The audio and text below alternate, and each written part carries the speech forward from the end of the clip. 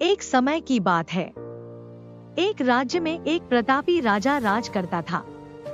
एक दिन उसके दरबार में एक विदेशी आगंतुक आया और उसने राजा को एक सुंदर पत्थर उपहार में दिया।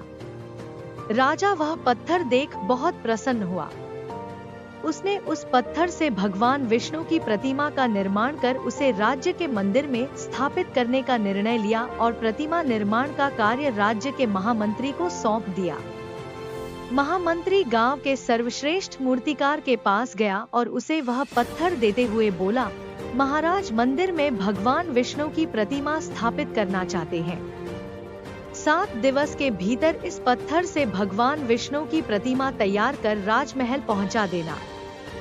इसके लिए तुम्हें 50 स्वर्ण मुद्राएं दी जाएंगी। 50 स्वर्ण मुद्राओं की बात सुनकर मूर्तिकार खुश हो गया और महामंत्री के जाने के उपरांत प्रतिमा का निर्माण कार्य प्रारंभ करने के उद्देश्य से अपने औजार निकाल लिए। अपने औजारों में से उसने एक हथौड़ा लिया और पत्थर तोड़ने के लिए उस पर हथौड़े से वार करने लगा, किंतु पत्थर जस का तस रहा। मूर्तिकार ने हथौड़े के कई वार पत्थर पर किए, किंतु पत्थर नहीं टूटा। 50 बार प्रयास करने के उपरांत मूर्तिकार ने अंतिम बार प्रयास करने के उद्देश्य से हथौड़ा उठाया, किंतु यह सोचकर हथौड़े पर प्रहार करने के पूर्व ही उसने हाथ खींच लिया कि जब 50 बार वार करने से पत्थर नहीं टूटा, तो अब क्या टूटेगा। वह पत्थर लेकर वापस महामंत्री के पास गया और उसे यह कह वापस कर आया कि इस पत्थर को तोड़ना नामुमकिन है, इसलिए इससे भगवान विष्णु की प्रतिमा नहीं बन सकती। महामंत्री को राजा का आदेश हर स्थिति में पूर्ण करना था, इसलिए उसने भगवान विष्णु की प्रतिमा निर्मित करने का कार्य गांव के एक साधारण से मूर्तिकार को सौंप दिया। पत्थर लेकर मूर्तिकार ने महामंत्री के सामने ही उस पर हथौड़े से प्रहार किया और वह पत्थर एक बार में ही टूट गया। पत्थर टूटने के बाद मूर्तिकार प्रतिमा बनाने में जुट गया।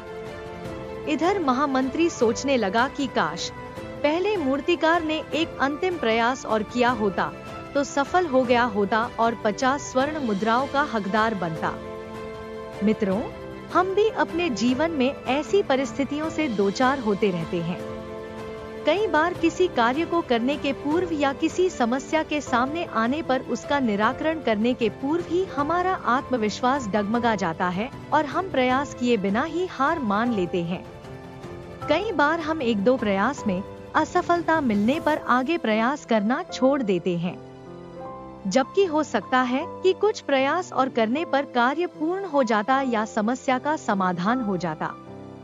यदि जीवन में सफलता प्राप्त करनी है तो बार बार असफल होने पर भी तब तक प्रयास करना नहीं छोड़ना चाहिए जब तक सफलता नहीं मिल जाती।